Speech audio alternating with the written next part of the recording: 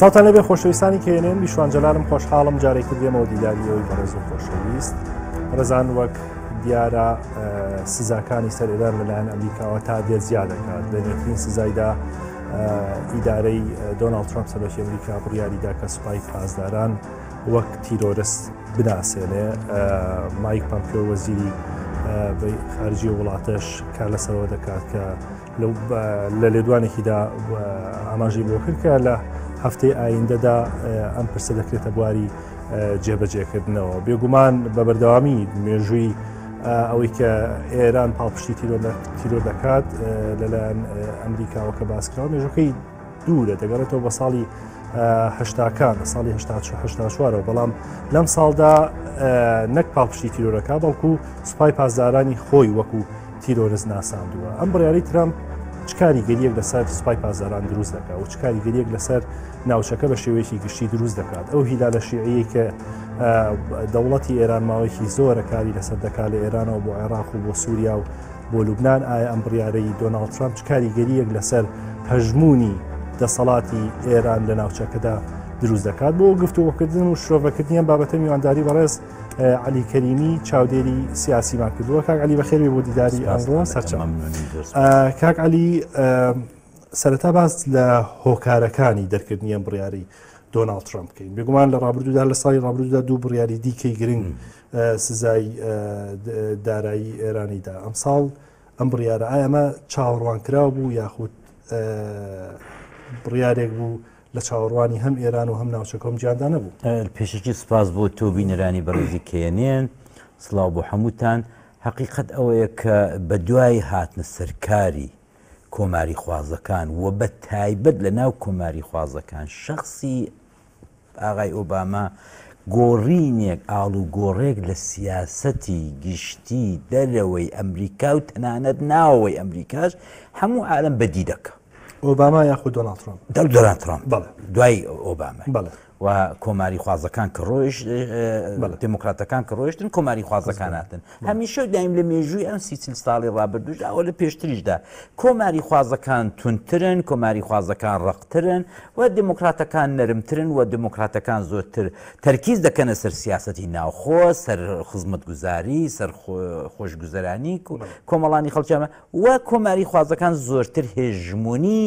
دەرەوە و باڵی زاڵی ئەمریکا و بەسەر دنیادا تێخڕینیان زۆرتر مەبەستە کە هێژمۆنی جیهانیان هەبێت.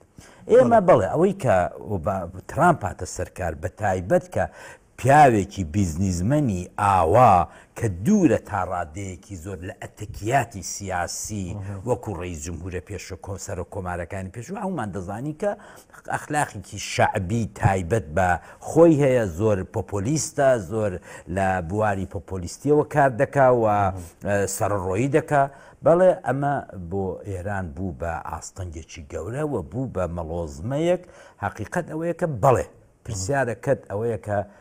دەکرا بڵێن چاوەڕوانکراو بوو هەر بە تایبەت پارەکانە کە هەر یەکجێ بە تویتێک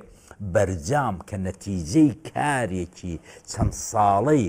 هەیئەتێکی بە قووەتی وەکو ئاغای زەریف و ئاغایانی وەزارەتی خارجەی ئێران و ئەمریکا بوو لە بەچڕی کاریان دەکرد لەگەڵ یەکێتی ئوروپا و گەیشتنە ئەنجامی بەرجام کە ئیتر کۆنتترۆڵی چالاکیەکانی وزەیی ئێران بکرێت بچێتە دەستی ئوروپا و ئەمریکاوە یەکجێ لەوەیکەوە بە قازانجی ئێران بوو بەڕاستی تا ڕادەیەکی زۆر کە بەشی پێشی چالاکی وزەیان نەگرت و لە سەردەمی ئۆبامایدا و کە ترامپ هاتە سەرکار یەکسەر یەکلایەنە ئەوەی وەلانە و ئەو جارەکان هەروەکو بۆ خۆتان باستان کرد چەند مانگی ڕابردوو کۆمەڵێک گەمارۆی زۆر توندی ئابووری خستە سەر ئێران کە ئەوە بوو بەهۆی ئەوەی کە هەمووتان دەزانن وەزعی تمەنی ئێرانێت چی لێ هات زیاتر لە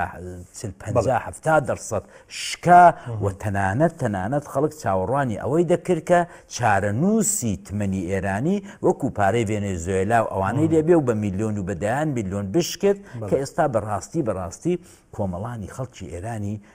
مەسلەی دۆلار و مەسلەی تمەن و مەسلەی ئابووری و گەمارۆکان خستۆتە سەرچۆک بەڵام ئەوەی کە ئەبەی ئاخرێ کردوێتی پێش هەموو شتێک کاکەشوان دەبێ بزانین ترامپ ئەم شتەی ئاخری بەرامبەر بە چێ دەرکردو بەرامبەر بە ئۆرگانێک بە دەستگایەک دەرکردو بە نێوی سوپای پاسداران کە من بە دڵنیایی پێت دەڵم شاڕەجی حیاتی جمهوری ئیسلامی سوپای پاسدارانە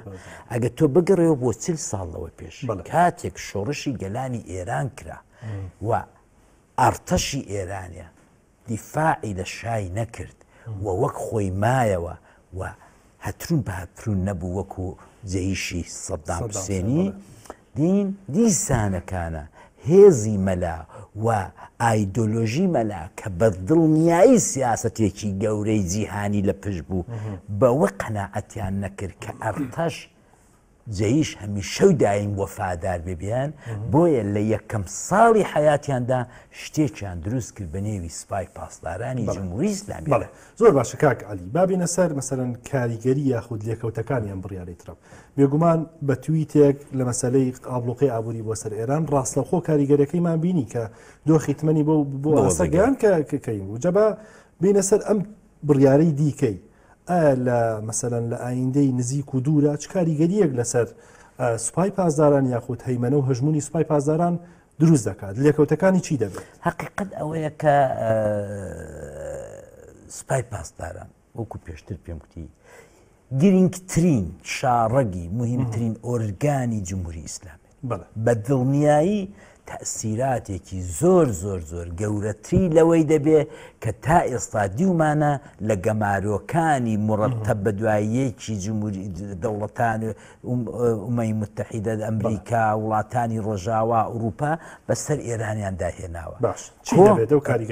ئەم کارگەریانە پێش هەموو شتێکی بەڕاستی ئەوەندەی دیکە شاڕەجی ئیقتصادی و ئابووری کۆماری ئیسلامی ئێران فەرز دەکات بۆ چونکە ئەوەی بەو 40 ساڵی کۆماری ئیسلامی کردوێتی لە تەریق هێزێکی بە قووەتی ئەسکەری سیاسی پوڵی ئیقتصادی سوپای پاسداران فەلەز دەبێت. ئەمە ئەگەر ئەوە لە مێژوودا زۆر کەم ڕوویداوە ئەمریکا ئۆرگانێکی ئەسکەری وڵاتێکی زلی وەکو ئێران بە تۆریزم بناسێت ئەمە تقریبەن دەتوانە بڵم لە مێژوودا ڕووی نەداوە. ئەمە ڕێکخراوەیەکی وەکو جیهاد و نازانم پیکەیکەی و نازانم ڕێکخراوەیەکی بچووکی یەمەنی و ئەوە نییە. سوپای پاسداران ئۆرگانێکی ڕسمیە کە لە ئەرتەش ڕسمیترە لە ئەرتەش گەورەترە لە ئەرتەش گرنگەکەی زۆرترە. خستنی ئەم ئۆرگانە لە ناو لیستی تۆریستی جیهانی معنای یەکجار زۆرە. هەرچەند جمهوری ئیسلامیش جوابی ئەوەی داوەتە وەکو دوو منداڵ لە مەکتەب بە شەڕدێن ئەو جنێک بەویدا ئەوی جنێ بدە ئەبەو شێوە مناڵانە جوابی داوەتە وەکوتی ئەمیش ئەمریکا دەخەمە لیستی ترۆر و بە تۆریستی دەناسم و هەڕەشەیەکشی کردووە کە بەڕێی من هەڕەشەکەی هەر ئێستا وەزارەتی دیفاعی ئەمریکا و کۆمەڵێک سناتۆر و کۆمەڵێک کارمەند لە وەزارەتی خارجە بە هیندیان وەرگرتووە کە چیتر ئەو دەستگای نیروی هێزی ئەمنیەتی ئەمریکاکە بە سنتکام ناسراوە کە سنتکام بەشێکی زۆری تەرکیزی کردوتە سەر هەموو چالاکیەکانی هێزی ئەسکەری ئەمریکا لە ڕۆژهەڵاتی ناوەڕاست. ئەو هەڕەشەی بەوەی کردو کەیدی ئەوان ناتوانن بە خەیاڵی ئاسوودا لە ڕۆژهەڵاتی ناوەڕازیان لە خاوەرمیانە بێن و بچن و ئەمە ئەو ئەرتەشە تهدید دەکات. ئەم پرسیارەکە دروست دەکات یعنی ئەو هەوڵەی کە ئێران لە ماوەی 40 ساڵدا داویتی ئەو مەسەلەی مەسهەبی و هیلالی شیعیە و کە بە عێراقدا تێپەڕێ بۆ سووریا و لوبنان یعنی ئەم بڕیارەی ترامپ چ کاریگەریەک لەسەر کەتکردنی ئەو هیلالە دروست دەکات؟ بە دڵنیایی ئیتر ئێستا ئێران ئەجندای زۆر گرنگتری هەیە لەوەی حیاتی خۆی وەکوەی وایە کە ئەتۆ دەماڵێکدا کەوتووی دەسووتەی خەریکە ماڵ و منداڵت هەمووی ئاگر تێبەر دەبێت تۆ دەفکری مەسەلەن شتێکی دیکە دابێت دوکانەکەت ڕزگارکە یا مەسەن دەفکریەوە دابی کە کەسێکی دیکە لە کۆڵانێکی دیکە ئەمڕۆ ئەولەویەتی ئێرانێ کە زۆر حاددا زۆر زەرورە ئەوەیە کە خۆی لەم قەیرانە تازەیە کە بەڕێی من لە تا ئەمڕۆ لە بریارەکانی ئەمریکایە بێوێ نەبووە بۆ چونکە هەروەکو کوتم ئێران دەستی کردو بە هەڕەشە مەسەن یەکێک لە هەڕەشەکانی لەوە دواوە کە لە ماوەی ئەم 15 ساڵەیدا هێزی مانۆڤری دەریایی بەلەمەکانی ئێران ماتۆڕەکان هەمیشە دایم بە دەوری پاپۆڕە گەورەکانی ئەمریکایە لە خلیجی فارس و لە خلیجی عەمان و ئەوانە داهاتوچۆدا بوون کە تۆ بۆ خۆ دەزانی ئەوە شاڕەیەکی هەرە گرنگی هاتوچۆی نەوت ئابووری اقتصادی وڵاتانی عەرەب و شەرق و غەربە ئەمە هەمیشە دایم ئێران ئەو هەڕەشەیە کردووە لەوە قەدر پارەکانە حەسەنی ڕوحانی قسێکی فەرموو دوایە زۆر زوو دواکەوت و خستیەوە و کێشایەوە دواوە کە کوتی ئەگەر ئەو گەمارویانەمان لەسەر بێ نەوت لە خلیجی عەمان ئەمندا نابێت هەرچەند دوایە زۆر زوو کشاندەوە بەڵام ئێستا ئیتر ڕێگا بۆ ئەمریکا ئاوەڵەیە چونکە دەزانێ ئەو ماتۆر سوارانەی ناو خەلیج و کە مەعەدەل بە دەوری کەشتیەکانی کەشتە زەبەلاحەکانی ئەمریکا و هێزانی هاوپەیمان لە خەلیجدا دێن و دەچن ئەمە ئیتر بەشێک لە هێزی چەکداری وڵاتێک نییە ئەمە تۆرۆریستە ئەوان دەست و باڵیان دەکرێتەوە بە نێوی تۆرۆریست هەموو ڕۆژێ لەو نیگەهبان و حرسانەی خەلیج بدەن ئێرانی کە دێن بە دەوروبەری کەشتەکانی ئەمریکا زۆر باشە کاک عەلیکەواتە با بڵین ئەم بڕیارەی ترامپ ڕاستەوخۆ پەیوەندی بە هەژمونی دەسەڵاتی پاسدارانەوە دەبێت لە دەرەوەی ئێران یاخود لە ناو ئێرانیشا جارێکی دیکە ئەم قەیرانی ئابووریە یاخودە و ئابلوق ئابووریە جارێکی تر تونتر دەکاتەوە ئەوەی کە من دەیخێنمەوە بەشی زۆری ئەوە هەردوو لا دەگرێتەوە ناوەچوو دەرەکی دەگرێتەوە بەڵام چونکە سپای پاسداران بە ئاشکرا لە ماوەی 40 ساڵی ڕابردوو و بە تایبەت دوای شەڕی داعش و پێشتر لە شەڕی یەمەن لەگەڵ سەعودیە و لوبنان و حیزبوڵڵا ئەمە پاسداران سپای پاسداران هەمیشە و دایم قەرارگای تایبەتیان هەیە و قەرارگای ڕەمەزان خاتم الئەنبیا نازانم چی هەر یەکەی لە بوارێکدا ئیش دەکات ئەوەی کە ئەمڕۆکانە زەقترین ئۆرگانە لە سپای پاسداران هەمان ئەو قەرارگایەیە کە ئاغای قاسمی سولەیمانی بەڕێوەی دەبا و هەموو دنیا دەزانێت بەدەستیەوە و ئامان هاتوون لە سووریا ئەوە کارەکانێتی لە لوبنان ئەوە ئەداوەتوارێتی لە عێراق بۆ خۆمانەوە شاهیدین چەند ساڵە لە شەڕی داعشدا و پێشەوەش کە تقریبا دەتوانی بڵین فەرمانڕەوای عێراق لە بەغدایە زۆر جاران ئاغای قاسمی سولەیمانی بووە ئەمە ئیتر تەواو دەبێت چونکە ئاغای قاسمی سولەیمانی تا ئێستا کە لەولا بە تانە و تەشەر لە سێبەرەوە پێیان دەکوت ترۆریست لە مەوداوە ئیتر بە فەرمانی ئەمریکایە ئیتر بریار دەردەچێت بۆیە بەشی زۆری ڕووی لە دەرێوە دەبێت لە مەرحەلەی ئەوەڵدا بەڵام بەبان هێوە نەمانەوێت لە ناو خۆی وڵاتیشدا چالاکی و سنووری دەسەڵاتی سپای پاسداران و چالاکیەکانی کەم دەبێتەوە بۆ چونکە بەشێکی گەورە لە چالاکی سپای پاسداران لە ناوەوە ئەو بەسیجەیە بە سیزی مستەزعفین دەگەر لە بیرتان بێت ئەوانەی کە بە مێژووی ئێرانی ئاشنان دەزانن ئەو بە سیزی سازەندەگی جەهادی سازەندەجی کە بەشێکی زۆری خەریکی عمران و مەسکەن و چوزانم ڕێگاوبان و هەموو شتێک بوون تەنانەت بانکەکان تەنانەت قیتارەکانی ناوشار تەنانەت VIPەکان لە مەتارەکان و ئەوانە هەمووی ئیتر بربەستیان بۆ دروست دەبێت کە وەکو ئۆرگانێکی ترۆریستی ناتوانن مەعاملە بکەن لەگەڵ دەرێ چونکە بەشێکی زۆری سپای پاسداران مەسەلەی ئابووریە مەسەلەی ئەوەیە کە ئەوان خۆیان خەریک کردە بە مقاولاتەوە مەسەلەن ئەو قەرارگای خاتم الئەنبیا یەکێک لە گەورەترین دەسەڵاتی هەموو کۆنتراتچیەکان و هەموو پەیمانکارەکانی ئێرانیەیە یعنی وەختێک ئەو دەبێتە ترۆریست تۆ بزانە ئیتر تەواوی ئەو مقاولانە تەواوی ئەو شرکەتانەی کە خەریکی خانووسازی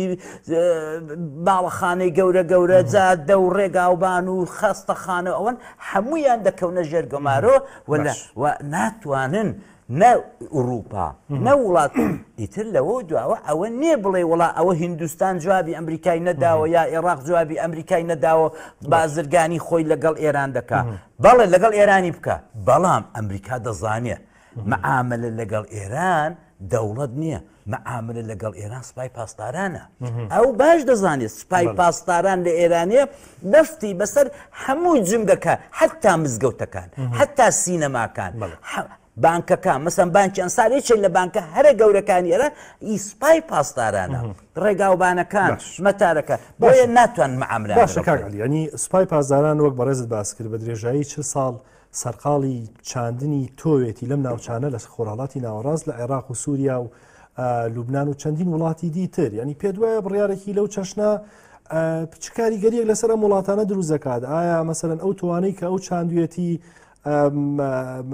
دەتوانرێت کۆتایی بە نەشونمان بهێنێ یعنی لە چوارچەوەی ئەمەدا کۆمەڵێک گروپی دیکە هەن لەم ناوچەیە لە عێراق و سووریا و لوبناان و چۆچوێ کە لەسەر سوپای پاسداران حساب دەکرێن یاخو لەسەر ئێران حساب دەکرێن ئەم بڕیارە کاریگەری لەسەر و گروپە چەکدارانی دیکەش بە دڵنیاییەوە و هەموو هێزێکی ئازادی خواست هەموو هێزێکی مافپەروەر هەموو هێزێکی عەدالەت خواست دەبێت خۆشحاڵ بێت لەوەی کە بەڵێ تەئسیری مستەقیم دەکا لەسەر هەمووی ئەو گروپانە ئەخە تۆ بابینە سەر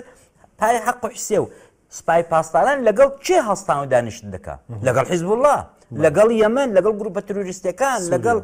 سووریا ئەوەی کە سووریا بەسەر عالەمی هێناوە بۆیە بەڵێ تەئسیری زۆر دەبێت و دەرگایەکی ئاوەڵە زۆر ئاوەڵەتر بەبێ بڕووبیان و بۆ ئەمریکا و ئومەمی متحیدە و ئوروپا دەکاتەوە کە بەڵێ فڵان کەس هەستا و دانیشت لەگەڵ ترۆریست هەستان و دانیشتن لەگەڵ ترۆریست بۆ خۆمان دەزانین چی بە دواوەیە بۆیە دەست و پێ دەکاتەوە بۆ هەموو کەسێکی کە لە ئێرانێ بدەن و لەگەڵ ئێرانێ بازرگانی نەکەن لەگەڵ ئێرانی سیاسی لە دەواازە گرنگەکانی ئێران ڕەنگە وڵاتی عێراق بێ یەکگومان کە لە ڕابردووەوە ئەو هەژمونەی کەینی کردووە بۆ سووریا و بۆ لوبناان عێراقیێکی بۆ لەسەر ڕێگەکانی بەڵام ئەمە دوو وڵاتی دراوسێن و پێکەوەن یعنی نفوسی شیعیش لە عێراقدا زۆرە ئەم دوو وڵاتە ینی بە بەردەوامی بازەوە دەکرا کە هەیمەنەی ئێران بەسەر عێراقیشەوە هەیە ینی پێ دوایە ئەم بڕیارە چ کاریگەریەک دروست دەکات لەسەر پەیوەندی نێوان ئەم دوو وڵاتە یاخو بە تایبەتی لەسەر عێراق ینی ئەمڕۆ دکتۆر عەبدولعەزیز مەهدی داوای لە ئەمریکا کردو کە بڕیارەکە بچێتەوە ینی هۆکاری ئەمە چییە بۆ کاریگەریەک لەسەر عێراق دروست دەکات یەک ئەوەی کە دوای ڕووخانی سەدام هەمومان دەزانین کە تاری شیعە کە هێزی بەرەی شیعە ئەوەی کە زیاتر لە 70 ساڵ بوو لە دوای حربی عالەمی یەکەم و دروستبوونی عێراق ئەم هێزە ئەم تایفە گەورە هەرچی پێی دەڵێن ئەو جیناحە کە پێی دەڵێن شیعەی عێراق لە ژێر چەوسانەوەی باڵی سوننەدا بوو هەمومان دەزانی کە بوژایەوە دوای بریارەکانی ئاغای پۆل بریمێر و ڕووخانی سەدام و بەتایبەت دوای ئەوەی کە خودی سەدامی شانگر لە 2005 و دەوڵەتی عێراق بە شێوەیەک لە شێوەکان لە ژێر هەیمەنەی داگیرکاری ئەمریکا دروست بووە ئێمە هەمومان دەزانین کە ئەهەمیەتێکی زیاتر زۆر زیاتر بە شیعەدرا و تا ڕادەیەکی زۆر سونە سەرکوت کرا و ئەوە بوو کەمە دەزانی کە داعش هەموو دەراویشتەکانی ئەوانە هەمووی لە باڵی سونە بوو حەقیقەت ئەوەیەکە بە درێژاییەکی پان و بەرینی سنوور لە نێوان ئێران و عێراق کە هەر لە خانەقینەوە بگرە ئەوە سنوورە حتا بەسرە و خوزستان ئەمە سنوورێکی یەکجار فراوانە و لەباری مەسەبیشەوە ئەم دوو لای سنوور و ئەو لای سنوور کوردستانی لێ دەرچێ لەباری مەسەبیشەوە زۆر لێک نزیکن تەنانەت بەشێکی گەورەی کوردستانیش کە دەگەرێت دەچێتەوە بۆ سەروی کوردستان وەکو خانەقین و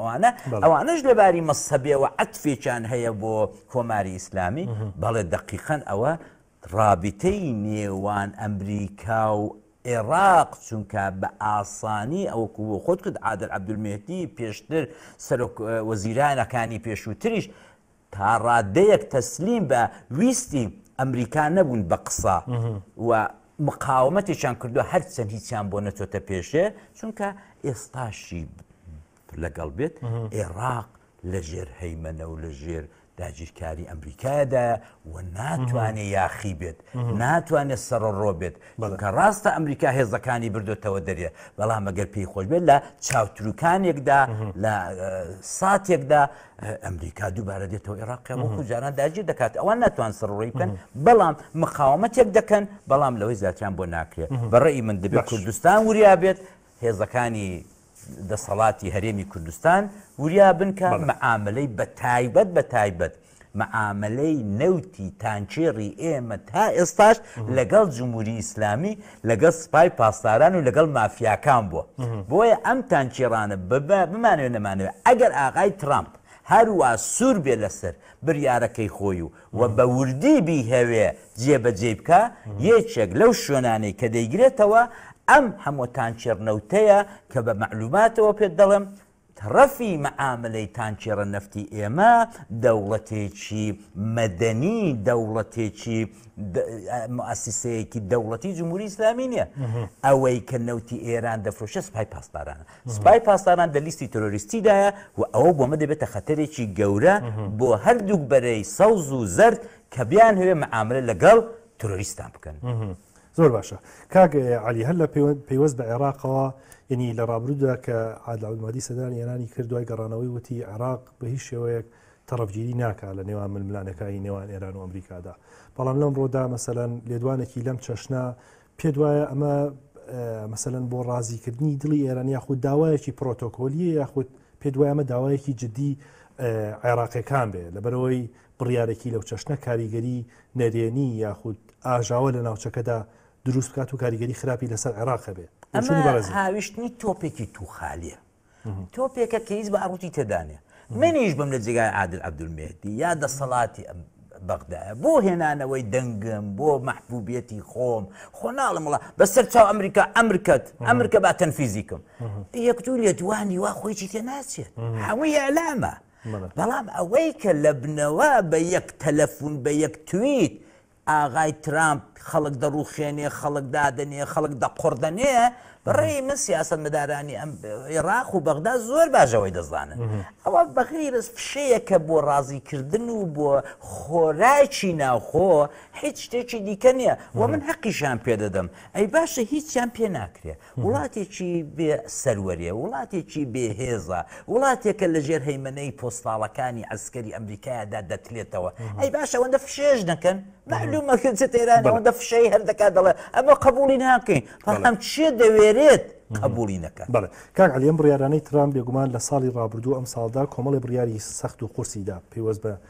ڕۆژهەڵاتی ناوەڕاست بە شێوەیەکی گشتی بێگومان ئەمە بەشێکە لەو کامپینەی کە بۆ هەڵبژاردننی سەرۆکی ئەمریکا خۆی بەڵێنیدا بەڵامەوەی کە دەردەکەوێت لە ئێستادا مەسەلەن ناساندنی بەرزایەکانی جۆلان بە خاچی ئیسرائیل گواستنەوەی سەفارەتی ئیسرائیل بۆ لە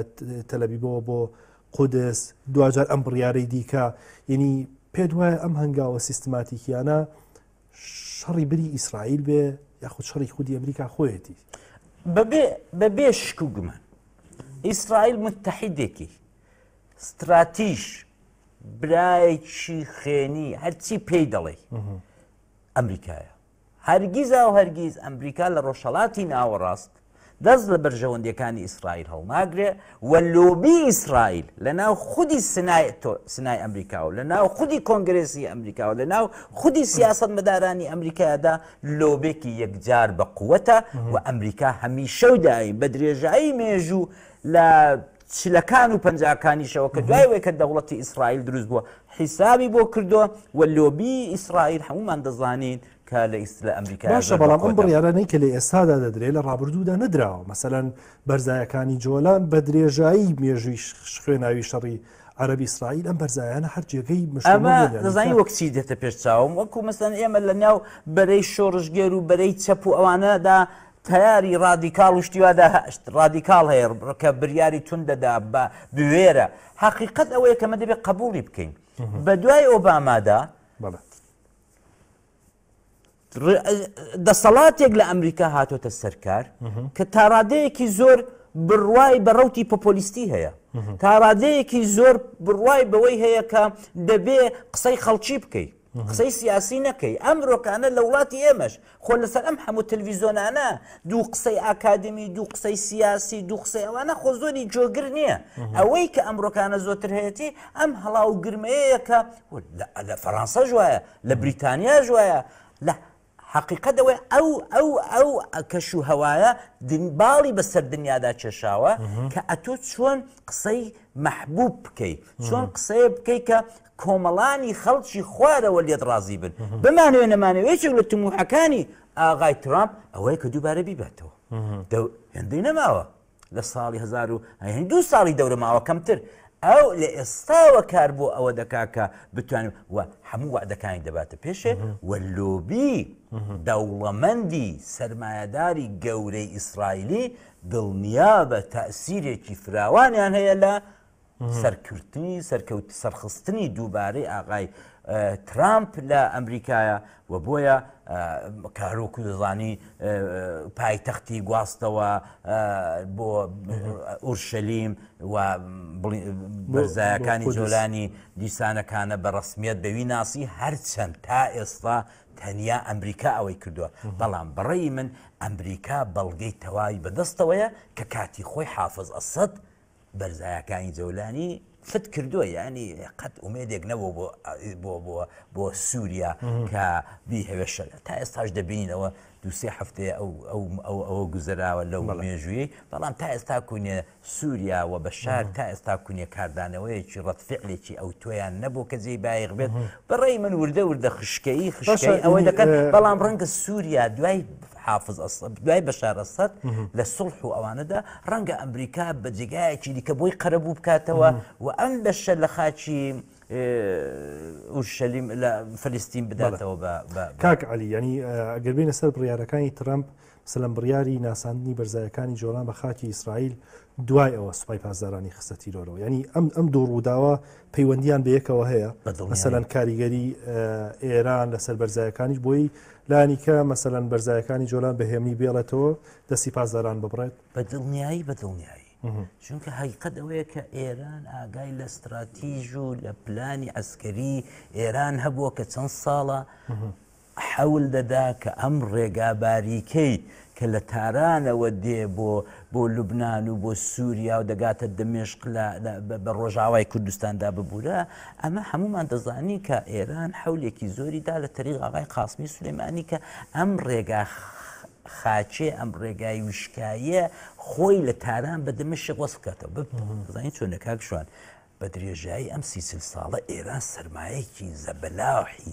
زۆری لە سووریا دەخاک کردووە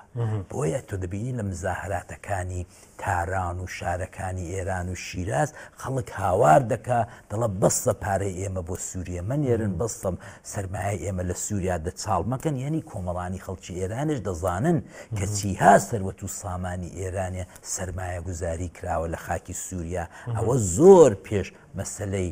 بەشار و بەسەلەی شۆڕژ لە بەهاری عەرەبی لە سووریا و داعیش و ئەوانە بووە بۆیە ئێرانیەکان بە عام خەڵکی ئێران باش دەزانێکە پارە و سەروەتێکی زۆر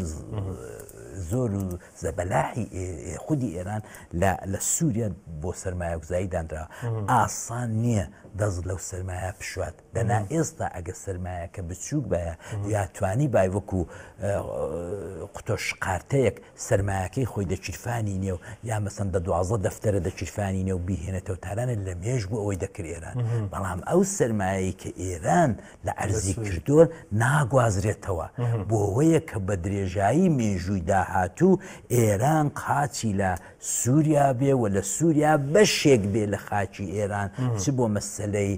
هێژمۆنی چ بۆ مەسەلەی تەسەلوت چ بۆ دەسەڵات و چ بۆ مەسەلەی ماڵی باش کەواتە ئەم بڕیارە چ کاریگەریەک لەسەر دۆخی سووریا دروست دەکات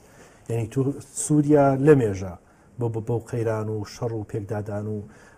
ئەوەدا تێپەڕ دەبێت ئایا ئەم بڕیارە کاریگەریەک لەسەر دۆخی سووریا دروست دەکات یعنی پەیوەست بیشی بەسینەوە بە رووسیاوە ینی بڕیاری رووسیا هەرچەنە پێم وابێت تاکو ئێستا لێ کاردانەوەی نەبووە سەبارەت بەم بڕیارە یعنی پێت وایە کە نەبوونی کاردانەوە مای ڕازی بوون بە زووی ئێمە دەبینین کە دەوڵەتی بەشار ئەسەد دوای ئەو بریارەی سپای پاسداران بە زووی دەبینین کە زۆر نەرمتر دەبێت بەرامبەر ئەمریکا لەگەڵ ئۆپۆزیسیۆن زووتر دەکەوێتە گفتوگۆ و زۆر زوو دەکەوێتە پەلەقاژە کە تەنانەت ئیتر لە خێر و شەڕی ئێران کە تەنیا شەڕی بۆ سووریای بردووە بگەڕێت و هەرچی زووتر لەگەڵ ئۆپۆزیسیۆنی دەرەوە لەگەڵ ئۆپۆزیسیۆنی ناو خۆی بسازێت و بچێتە ژێرباری فشارەکانی ئەمریکایە و ئەوەی بە قازانتر دەبێت لەوەی کە بەیانی دوو بەیانی ئەها والله ئەو شو لەگەڵ ترۆریزم عاملت کرد ئەها بای 2 دەفتەر دۆلارت نازەم ئەمە ئیتر دەبێتە بەزم بۆ ئێرانێت چونکە هیچ معاملەیەکی تەنانەت بانکی کەشتی تەنانەت فڕۆکەوانی نێ لە ئێرانێ کە لقێکی سپای پاسدارانی تێدا نەبێت و ئەمە دەبێتە بیانوویەکی گەورە کە ئێران بیهەوێ هەرگوونە تەداخولێک لە دەرەوەی ئێران و چ لە ناوەی ئێران بە تایبەت لە دەرەوە و بەرامبەر بە سووریا بکە ئێران ئەمریکا دەست بەجێ مۆبەڕێری بەدەستەوە بێ بیانووی دەستکەوێت و لە تۆقی سەری بدا بە تایبەت لەم هەموو مانۆڤڕەی کە لە ئاوەکانی خلیجی فارس و خلیجی عەمان ڕۆژانە دەبێت بەڵام ئەمریکا تا ئێستاش ددانی بەجەرگی خۆی داگرپوو کە حەملەی نظامی بە دەوڵەتێک نەکا کە دەبێتە هەڵاوگرمەیەکی نێونەتەوەیی و ئومەمی متحیدە و ئەوانە دێنە ناوکایەکەوە ئێستا ئیتر بە کەیف خۆی دەتوانێت لە سپای پاسداران لە خەلیج بدا بە بیانی ئەوەی کە ئەوانە ترۆریستن ترۆریست دەبێت بیان کوژی ترۆریست دەبێت بیانگری باشە بەڵام کاک عەلیانی پێدوانیە لێدانی ئەمریکا یاخود لێدانی سوپای پاسداران هەروە کارێکی ئاسان بێت یعنی بە درێژایی ئەو 40 ساڵە ئێران هەژمونی ئێران دیار بۆ بەسەر خۆرهەڵاتی ناوەڕاستە یعنی جملەیەک هەیە باز دەکرێت لەسەر ئەرز ئێران مامەڵاکە و لە ئاسمانیشەوە ئەمریکا یعنی پێت وایە بڕیارێکی لەو چەشنە بە فعلی سوپای پاسداران سنووردار بکە یاخود ئەو هەڕەشانەی کە ئێران دەیکا لە ئەگەری پێکدادانی سەربازی ئەگەری لەم چەشنە لەم ناوچەیە دابوونی دەبێت بە دڵنیایی ئێمە دەبێت یەکشت بزانی کاکەشو ناوچەی ڕۆژهەڵاتی ناوەڕاست بە عام بە عێراقەوە بە کوردستانەوە بە ئێرانەوە بە پاکستانەوە لە سەعودیەوە ئاوسی ڕووداوگەلی گەورەیە ئێمە دەبێت خۆمان ئامادە بکەین تەنانەت ئۆپۆزیسیۆنی کوردی ئێرانی دەبێت زۆر چاک ئایەندە ببینن لۆبیگەری بکەن لە ناو دەستگاهای مخابراتی وڵاتانی ئوروپا و بە تایبەت ئەمریکا و بزانن کە پلانی دواڕۆژی ئەمریکا لە ناوچەکە چێت بەداخەوە ئۆپۆزیسیۆنی ڕۆژهەڵاتی کوردستان لەو مستەوایەدا نابینم کە بەو حەدەی مەسەلەن کاتی خۆی لە 2003 من لە لەندەن بووم مەسەن لە بیرمە کە هێزگەلی باشووری کوردستان چەند چالاک بوون تەنانەت هاوساری هەموو ئۆپۆزیسیۆن لە دەست کوردی باشووردا بوو و هەموو جیهاتەکەی دیکە و هەموو لایەنەکانی دیکەی عەرەبیشی تەنانەت لە پایتەختی بریتانیای عوزما کۆ دەکردەوە و خەتیان دەدانێ ئەو ڕۆکانە دەبێت هەمومان خۆمان ئامادە بکەین هەروەکو کوتم بە تایبەت هەرێمی کوردستان لەباری ئۆکۆنۆمی ئیقتصادیەوە کە دەبێت فکرێ بکاتەوە بۆ ئەوەی کە سپەینێ لە ناکاو لێمان نەدەن دۆستایەتی هاوپەیمانمانمان نەچێ لە ژێر ڕەحمەتیەوەی کە 2 تانچێر نەفت بە ترۆریستان دەفرۆشین و کوردی ئێرانە دەبێت خۆی ئامادە بکە بزانین ئەو ئاڵوگۆڕیانە بەرەو چۆ دەڕۆن ئایا لە تارانەوە ئەمریکا فشار دێنێ بۆ جمهوری ئیسلامی و لای دەبا و ڕێفۆرمێکی پێدەکا ڕێفراندەمێکی پێدەکا یا ئەوەی کە ڕاپەڕینی گەلانی ئێران دەبێت بۆ هەموو ئەو ئەگەرانە خۆیان حازرکەن بەڵام ئەوەی کە ئەمن دڵنیاتان دەکەم و ئەویش ئەوەیە ناوچەکە لە ئەگەری ئاڵوگۆڕی زۆر گەورەدایە و بە تایبەت پێم وابێ سووریا چونکە هەموو ئیلاقاتی ئەم 40 ساڵەی خۆی تەنیا لەگەڵ بەشی سوپای پاسداران و قەرارگا جیاوازەکانی سپای پاسداران قەرارگای ڕەمەزانە قەرارگای خاتم ئەنبیایە چی قاسم سلێمانیەوانە یعنی لەگەڵ حکوومەتێکی مەدەنی نەبوو هەر لە ئێرانیا حکوومەتێکی مەدەنی نیە خودی خامنەیی فەرماندەی سوپای پاسدارانە لە حەقیقەتدا و ئەمە لە ئەسڵەوە لە سەرەوەڕا ئەم هێزی سوپای پاسداران وەکو ئەرپێشدا بەرنامەکە ئەرزم کردی شارەجی حیاتی جمهوری ئیسلامیە ئەگەر جمهوری ئەگەر کۆماری ئەگەر وڵاتانی ئەمریکا وڵاتە یەکگرتوەکان بتوانن بەڕاستی سوپای پاسداران هاوساری تێکەن و دەست و پێی بکەن و ئیفلیزی بکەن بە دڵنیایی ئیتر ئەوە ماوەڕای هەموو گەمارۆکانی تا ئەو چەند ساڵەی مەسەلەی ئەتۆمی چی دەبێت ینی بەڕێی من ترامپ دزانی لە کوێ بدا و ئەوەی چاوەڕوان بوو ئەوەی بەرزایەکانی جەولانی بە تاقی کردەوە کارتێک بوو هاویشتی بزانە ئەخ چونکە ئەمە خۆ تەحەدا نەبوو لە سووریا ئەوە تەحەدا بوو لە ئێران ئەوەی کە قاسمی سلێمانی خۆی پێدەنازاند و ئەوانە کە لە سووریا ئیسرائیل ناتوانێت وا بکە و ئیسرائیل لەسەر خەریتەی جیهانی لا دەبین و ئەوانە نەتەنیا لایەن نەبرد بەشێک لە خاکی سووریاش بە ئیمزایەکی حەدلەقمەلەقی ترامپی چوو سەرخاکی ئیسرائیل ئاغای قاسم سلێمانی نازان ئێستا لە کام حرەمی ئیمام ڕەزا لە کام حرەمی نازان ئیمامزادە خەریکی عەبادەت لە ماوەی کەمتر لە چەند مانگێکە دوو بڕیاری زۆر گرنگ بەسەر دوو سزا بەسەر ئێراندا سەپێنرا پێت وایە سزای دیکەماوە بە دڵنیایی ئەم پێم کوتی ئەمریکا نایهەوێ خۆی لە جەهەندەمی ئێران باوێ تۆ سەیرکە ئێران شوێنێکی جۆغرافیایەکی سەیری گرتووە زۆر استراتیژە ڕاپەڕین شەڕ وەک ئەوەی کە لە عێراق کرا وەک ئەوەی لە ئەفغانستان ئێستاش دەکرێت بەڕێی من ئەمریکا و مستەشارەکانی ئەوانەی کە استراتیژی دواڕۆژی ئەمریکا و بەرنامەی ئەمریکادا دەڕێژن هوشداری تەواویان داوە بە ئاغای ترامپیش و خودی دەستگاکانی ئەمنیەتی ئەمریکا کە ئەوە بە ئاسانی کۆ ناکرێتەوە بێت و ئەم داوایان لە دەست دەرچێت و ئێران بشڵەژێ ئەوە نابێت بەڵام هاتوون لە زیاتی وی چ دەکەن هەر وەکەوەی کە ئاغای پۆمپۆی دانا ئاغای جان بۆڵتۆنی هێنا ئەوانە هەمووی ستم و چاوە دژەکانی ئێران وە بەڕاستی پیاوی استراتیژین ئەوانە بەڕێی من ئەوانە لەسەرەوە ترکیسیان کردو تا ئەم لەحزەی کە من تۆ قسە دەکەین کە دەست و پێی بکەن کە ئیفلیزی بکەن کە بە چۆکی دادن نەک ئەوەی کە چونکە ئەمڕۆکانە شەڕی یێخە و دەستە و یێخە بمانهێ نەمانهەیە بۆ درێژایی 10 ساڵ 12 ساڵ وەک ئەوە لیبی ئەوە سووریا ئەمە بە قازانجی ئێران تەواو دەبێت هێزگەلی ترۆریست و هێزگەلی وەحشی و هێزگەلی دیکتاتۆر و دژە مرۆڤایەتی وەکو ئێران دە شەڕدا باشتر دەژین نەک لە ئارامیشدا ئیتفاقەن ئەگەر 15-20 ساڵ ئێران لە ئیسراحەتۆدابێ کۆمەڵانی خەڵک زۆرتر وشیار دەبنەوە بەڵام ئەگە ئاژاوەیەک بێت ئیتر ئێران لە ژێر بیانووی ئەوەی کە هەیمەنەی نیشتیمانیمان مەسەلەی نەتەوایەتیمان دەخەتەرکەوتۆ وەک شەڕی ئێران و عێراق دووبارە خەڵک دێنێتەوە سەر جادەی خەڵک بە کوش دەدا و حیاتی خۆی تۆ بزانە بە درێژایی ئەم هەموو شەڕی ئێران و عێراق کۆمەڵانی خەڵک فەقیر و فەقیرتر بوون مەلا و مەلازادەکان و کچەکان و کوڕەکانیان دەوڵەمەندتر بوون ئێستا ئەرقامی وا دێتە دەرێ لە بنەماڵەی مەلاکان بە درێژایی ئەم ساڵانە کە ئێران خەڵکی ئێرانی خەڵکی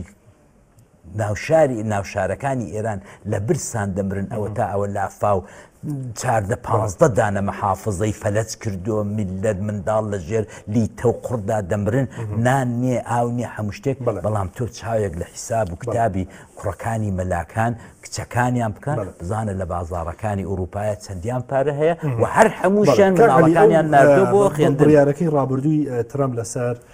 ئابوقابوولەکانی سەر ئێران مەسەن کاریگەری زۆری هەبوو بەڵام عێراق بە حکمی دراوسیە ئەو دۆخی کە لە عێراقدا هەیە تا ڕادەیەک عێراقی نەگرتەوە لە ڕووی مامەڵەی چاوی لێ نوقاند بەڵێ چاوی لێ نوقاند لە ڕووی مامەڵەی بازرگانیەوە پێت وایە ئەم بڕیارە لە ڕووی مامەڵەی سەربازیەوە یاخود مامەڵەی سەربازی بخرتێنێ پەیوەست بە هاتوچۆی سوپای پاسداران لە عێراقەوە بۆ ناوچەکە یاخود ئەمەش جارێکی دیکە چاوی لێ نوقاند ئێوە بە تایبەت ڕۆژنامەنووسان لە بیرتانە هەر 2 ساڵ لەوەی پێش ئاغای قاسمی سلێمانی بە ئاشکرا دەهاتەمە تاری سلێمانی لێر ڕاسواری تاریخ خصوصی خۆیایی ئێمە دەبوو دەچوو بۆ هەولێر دەچوو بۆ بەسرە و دەهات و دەچوو ئەمریکاش دەیتیت بۆ چونکە قاسمی سلەیمانی حەسانەیەکی هەیە وەک